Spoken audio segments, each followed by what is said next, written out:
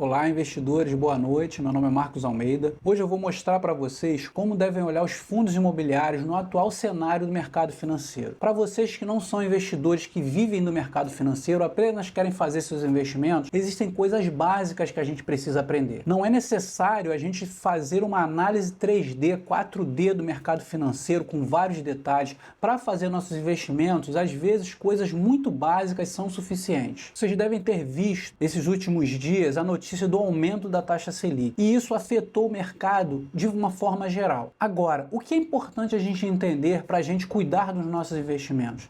Uma das primeiras coisas que devemos olhar são os ciclos de mercado. É uma análise macro do mercado econômico. Parece complexo, mas não é. Se a gente entender os ciclos do mercado, a gente vai saber, mesmo com notícias pontuais, a gente consegue se colocar no mercado e entender o melhor momento para fazer cada tipo de investimento. O mercado se movimenta em ciclos. Ele há um momento de contração em que os ativos começam a cair, eles são comprimidos, e há um momento de expansão, onde os ativos começam a subir. É uma ideia de prosperidade, que tudo vai dar certo. Então, os sentimentos que ocorrem nesses momentos do ciclo do mercado, a gente começa com otimismo, entusiasmo, emoção, euforia. Depois, no momento de contração, a gente vê a negação, a ansiedade, o medo, a depressão, pânico, capitulação, desânimo. Ceticismo e esperança são os momentos de maior otimismo que começam a impulsionar os ativos para cima. Todo mundo quer comprar. E isso acontece por uma série de fatores que a gente vai analisar alguns deles aqui hoje. E agora eu vou começar respondendo algumas perguntas que elas vão sanar várias dúvidas de vocês aqui. A primeira pergunta que se faz é por que o mercado se movimenta em ciclos? São vários fatores. É taxa de juros, é política, é macroeconomia, questões geopolíticas, questões sociais, guerra. São várias questões que impulsionam o mercado para cima ou para baixo durante seus ciclos. E por que eu preciso saber sobre isso? A segunda pergunta. O mais importante a saber são os ciclos de juros. São as taxas de juros que impulsionam o mercado para cima ou para baixo. É elevar juros para baixar a inflação. São esses movimentos das taxas de juros que propulsionam o mercado para cima ou para baixo. É onde os governos controlam suas economias. Agora, por que os juros sobem ou caem? A gente já começou a falar. Os juros, eles são elevados ou reduzidos dentro de cada governo com o propósito de controlar a inflação. Porque a inflação, ela desvaloriza a moeda local. E a desvalorização da moeda local coloca o país em uma inferioridade econômica diante de outros países. Então os países, eles lutam para preservar o poder de compra da sua moeda, principalmente quase todos eles em comparação ao dólar. Então as taxas de juros, elas são usadas para controlar a inflação dentro daquele país,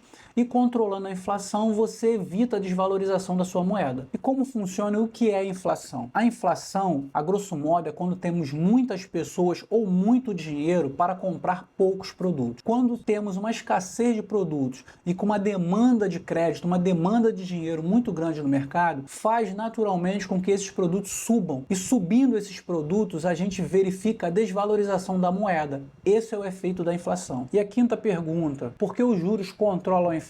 Porque com os juros altos, há dificuldade de crédito no mercado. As pessoas têm dificuldade de ter empréstimo, financiar imóvel, financiar bens.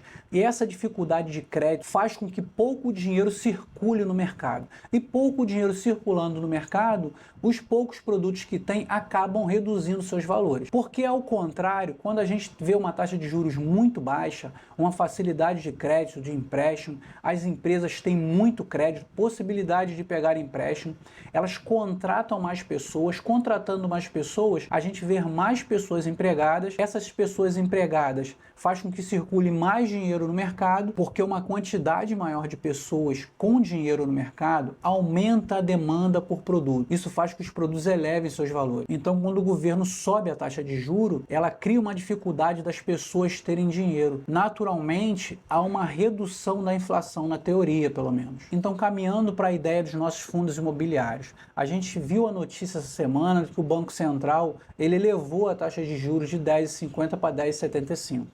E ele deu sinais, deu a entender que houve uma reversão do ciclo de juros. Ou seja, aquele ciclo que a gente viu ele estava em queda, a taxa Selic, e houve uma reversão, o Banco Central deu a entender que vai subir mais, pelo menos até o fim desse ano deve chegar a 11,25. E por que houve essa reversão? Porque alguns sinais apontaram uma indicação de um aumento de inflação. A gente vê aqui no Boletim Foco, a inflação há 4 semanas era uma projeção de 4,25 e hoje a projeção é de 4,37, uma expectativa do mercado. IPCA, o índice que representa a nossa inflação. E a projeção para 2025 também houve um aumento da inflação, porque seria de 3,93 há 4 semanas e subiu para 3,97 o IPCA. E 2026 com uma leve alta também, de 3,60 nas 4 semanas anteriores, para 3,62. Então, com o aumento da expectativa da inflação pelo mercado, há necessidade que o Banco Central aumente a taxa de juros para dificultar o crédito no mercado. A dificuldade de crédito é o mecanismo utilizado pelos governos para fazer o controle da inflação. Então, a gente vinha de uma taxa Selic 13,25, ela veio caindo, então ela chegou a 10,50 e agora, em setembro, ela subiu para 10,75 novamente. E ao contrário do que aconteceu com a gente, os Estados Unidos vinha desde março de 2022 com uma taxa de juros que começou a se elevar. Anteriormente, a taxa de juros nos Estados Unidos era 0,25, ficou ali durante 2 anos, pelo menos, essa taxa.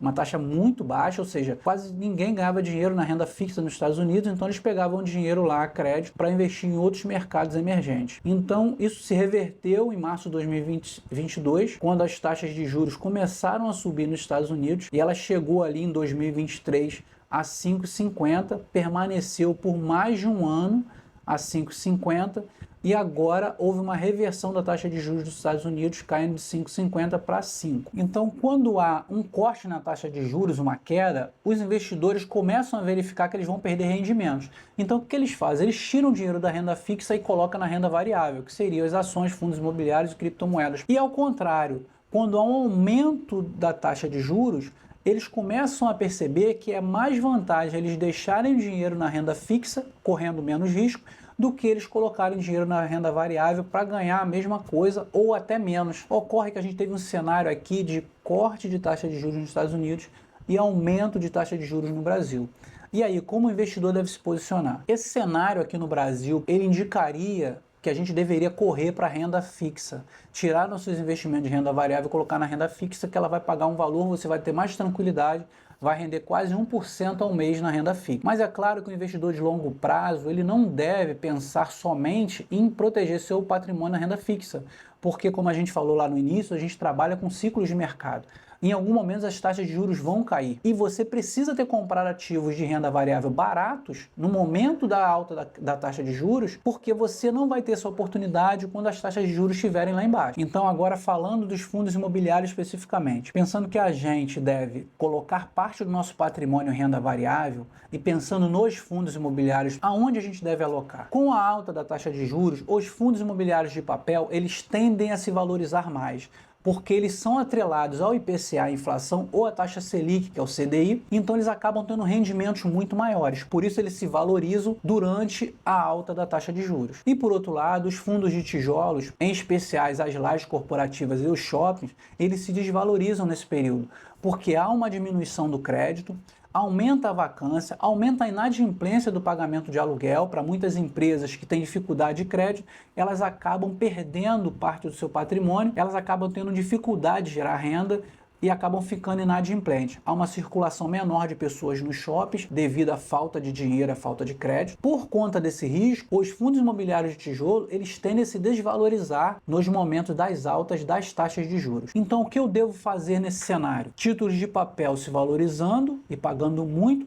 títulos de tijolo se desvalorizando e pagando menos. Veja bem, se você comprou os fundos de papéis lá no momento das taxas de juros mais baixas, que eles estavam desvalorizados, agora é o momento de você colher os frutos desses fundos de papéis. E os fundos de tijolos estão em queda, então é provável que surjam muitas boas oportunidades. Esse momento da alta das taxas de juros, que os fundos se desvalorizam, um momento adequado é para a compra de fundos de tijolos, assim que eles tiverem a desvalorização que a gente espera. E os fundos de papel, eles irão subir, então você corre o risco de comprar um fundo agora, e ele lá à frente ele perder valor. Estamos querendo dizer que os fundos de papéis vão ser todos ruins? Claro que não, mas podemos analisar pontualmente cada caso. Mas a regra é que os melhores momentos agora é para compra de fundo de tijolo. Claro que pensando a longo prazo. Um investidor de longo prazo, ele vai comprar agora, pode haver uma desvalorização, mas mais à frente ele vai ter uma valorização com o retorno da queda da taxa de juros. Veja bem, vou passar rápido aqui alguns fundos imobiliários, mas nada aqui é recomendação. Você deve fazer uma análise pontual de cada fundo, até porque a estratégia demanda você diversificar. Você analisar se para a tua carteira cabe aquele fundo imobiliário. Mas a gente vai passar alguns aqui de shopping para vocês verem a situação desses fundos, e são fundos excelentes na minha análise. O fundo XPML, ele está cotado a 107,50, ele tem um PVP de 0,90 e um dividend yield de 10%. Tem uma vacância de 4,80, é um fundo muito diversificado, tanto quanto as regiões, ele é bem diversificado, concentra um pouco mais no Sudeste, porque são as grandes capitais, é o grande comércio, então os maiores shoppings estão na região Sudeste, mas ele é diversificado até na administração do fundo. E só shopping de qualidade. São ótimos shoppings espalhados pelo Brasil todo, e ele apontou aqui que o XPML ele fez a venda de 85% de um ativo que ele julgava, apesar de representar 7% da área bruta do fundo, ele julga que esse ativo ele não era um ativo muito produtivo. Então significa que ele fez a venda desse ativo e ele pode incluir ativos de mais qualidade no futuro. Isso pode gerar uma valorização da cota. Segundo fundo, HGBS11, ele está cotado R$ 203, tem um dividend yield de 10,68 e um PVP de 0,90. Por esse indicador, ele estaria com 10% de desconto. Vacância de 5,60, também é uma vacância abaixo de 10%, uma vacância tolerável. É um fundo também com ótimos shoppings. 78% dele é imóveis e 15% em fundos imobiliários. E ele tem uma ótima diversificação em shoppings de muita qualidade. Terceiro fundo, o MOL 11, está cotado a R$ 102, dividend yield de quase 10% e um PVP de 0,86. Significa que ele estaria descontado em 14% por esse indicador. Também a vacância de 4%, a vacância baixa. Também é um fundo muito diversificado em ótimos shoppings. Ele fez um comunicado recente que ele fez uma reavaliação do seu patrimônio e hoje o valor ideal da cota estaria 119. Então com uma possibilidade de valorização de 8% por cota. O quarto fundo, o VISC 11, está cotado a R$ 106, pagando 10,77 de dividendo e um PVP de 0,84. Estaria com desconto de 16% por esse indicador. Uma vacância de 6,20, também é uma vacância baixa, e também é muito diversificado. O maior ativo aqui tem 12%, mas o restante é tudo 1, 2, 3%, e ele é bem diversificado também, além dos shoppings, também em região e administração. Então a gente fez uma análise aqui do cenário, é um momento que os fundos de tijolo com o aumento das taxas devem cair e talvez surjam ótimas oportunidades que talvez a gente tenha dificuldade de vê-las no futuro, e os fundos de papel, eles tendem a se valorizar. Então tome cuidado se escolher um fundo de papel, porque talvez você tenha que carregar ele com uma desvalorização no futuro. Não quer dizer que não tenha boas oportunidades, mas deve ter mais cuidado, porque você vai ganhar dividendos agora, mas lá na frente as suas cotas podem se desvalorizar. Então, o importante é você acompanhar fatores que indiquem o caminho dos fundos imobiliários, em especial os ciclos de mercado. A taxa de juros manda demais no caminho dos fundos imobiliários, e aí depois especificamente você vai analisar aquele que você decidiu comprar ou vender. Muito obrigado para quem ficou até aqui. Não esqueça de se inscrever no canal e dar uma força com o like. E qualquer dúvida ou algum fundo que gostaria que analisasse, deixa aqui nos comentários que a gente grava um próximo vídeo depois. Muito obrigado.